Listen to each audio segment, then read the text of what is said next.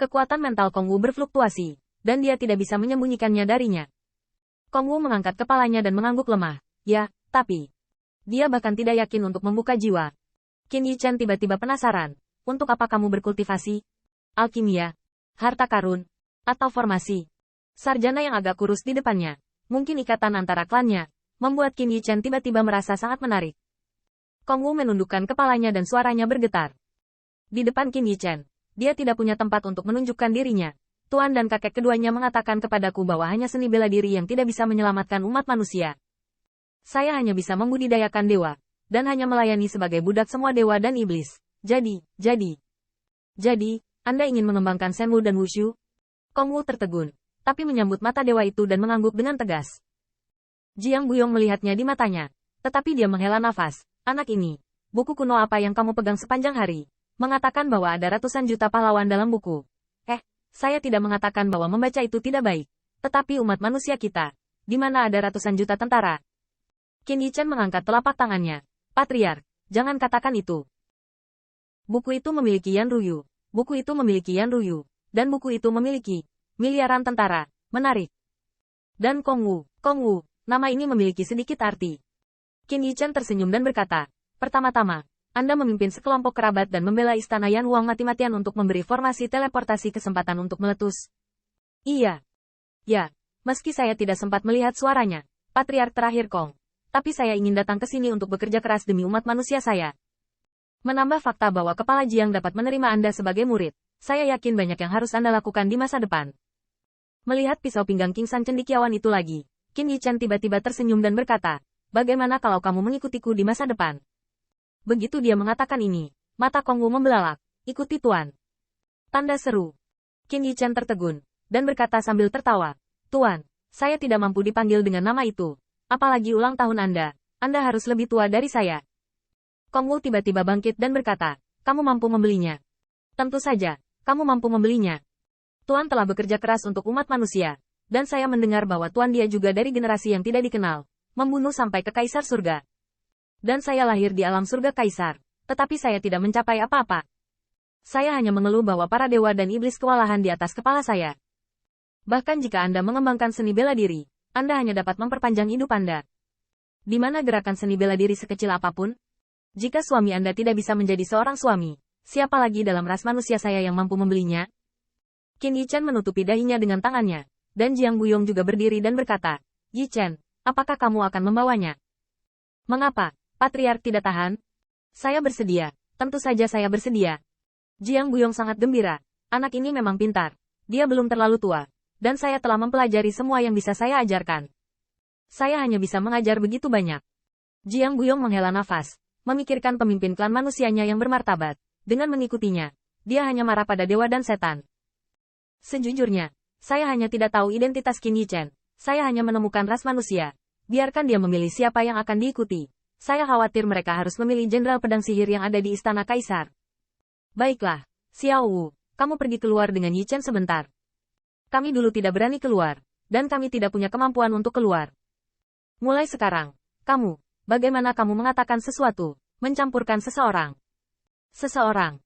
Kong Wu sangat bersemangat dan berulang kali mengucapkan terima kasih. Dan setelah beberapa hari waktu luang bagi ras manusia, sangat jarang makan makanan ras manusia.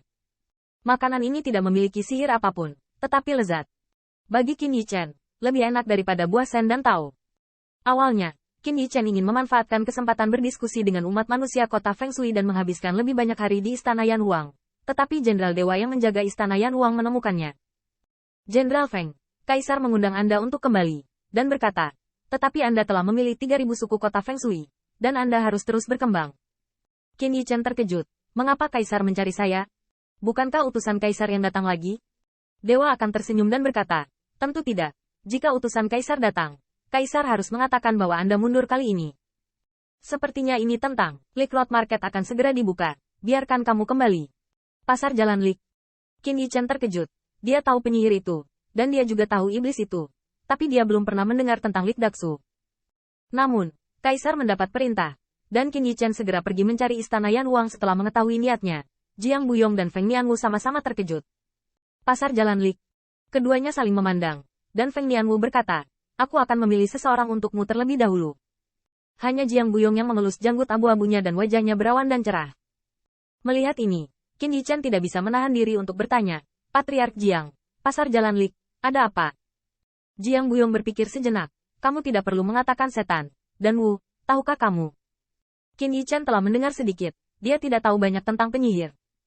Gonggong itu tampaknya seorang penyihir, dan dia adalah salah satu dari 12 nenek moyang penyihir. Jiang Buyong bertanya lagi, kalau begitu, apakah kamu pernah mendengar tentang Perang Lik? Perang Lik. Qin Yichan telah mendengarnya secara samar-samar, tetapi sepertinya itu jauh darinya. Tapi wajah Jiang Buyong tampak serius. Itu adalah pertempuran yang belum pernah terjadi sebelumnya sejak dulu. Tetapi pertempuran itu terjadi lebih sengit daripada pertempuran saat ini untuk Kaisar Surga. Sudut mulut Qin Yichan bergerak-gerak. Anda tahu, tidak mungkin bertarung untuk Kaisar tanpa kehilangan ratusan juta dewa dan iblis. Dan Perang Lik jauh lebih tragis dari ini. Setelah beberapa saat, ekspresi Qin Yichan juga menjadi serius. Seperti yang dikatakan Jiang Buyong, ini benar-benar pertempuran dari zaman ke zaman.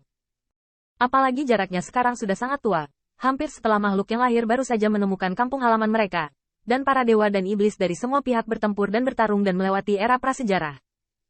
Pada saat itu, para dewa dan iblis berdiri bersama, dan umat manusia, naga dan burung phoenix, dan saudara dan saudari dari semua sisi, secara bertahap menunjukkan kemuliaan mereka di antara 10.000 ras.